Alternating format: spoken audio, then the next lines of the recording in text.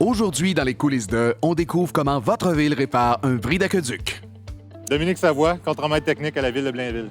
Heureux de faire ta connaissance, Dom. Aujourd'hui, on est sur les lieux d'un bris d'aqueduc. Vous avez su cette nouvelle-là comment? En fait, on a eu un appel du service d'urgence qui est le service de 911. En fait, tous les citoyens peuvent rejoindre le 911 en tout temps, à tout moment, au courant de la nuit pour pouvoir signaler une problématique. Bon, on jase, là. Mettons que j'habite dans la maison juste en arrière de toi, là. C'est la gauche, là. Comment j'ai pu m'apercevoir qu'il y avait un bris d'aqueduc? Les signes à surveiller, premièrement, il peut y avoir de l'eau qui sort de la chaussée. Donc, ça peut sortir soit sur le terrain des citoyens, ça peut sortir directement à travers le pavé, donc l'asphalte.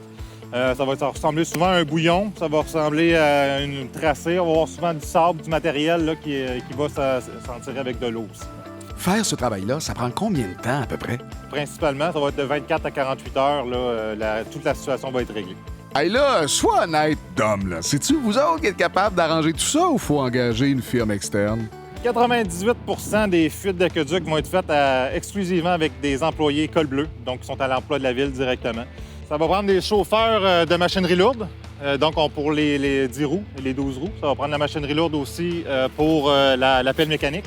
Et ça va prendre également du personnel journalier pour pouvoir faire la manipulation des différents matériaux. Donc, on parle des tuyaux, on parle des quincailleries et tout ça.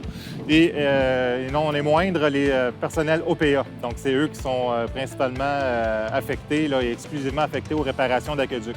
Là, on a un bris d'aqueduc, mais ça veut pas dire que notre réseau d'aqueduc partout à Blainville est pas en santé.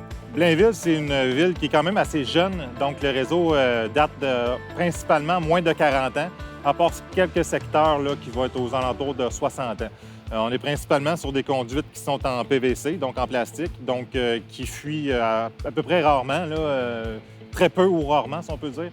On revient toujours au fait que j'habite, tiens, derrière toi à gauche, là. Ça implique quoi pour moi aujourd'hui pendant que vous réparez votre bris d'aqueduc? Principalement, les dérangements qui vont être connus aux résidences vont être une perte en alimentation d'eau potable de momentanée. Et aussi, on a vu des ébullitions par la suite de 24 qui peuvent durer 48-72 heures, dépendamment des rapports d'analyse qui sont envoyés au laboratoire indépendant. OK, Dom, toi, t'es un gars qui aime bien les défis, là. À mon signal, tu vas crier fort dans la rue que t'aimes ton travail, pas game! Pour vrai? Oui, pour vrai!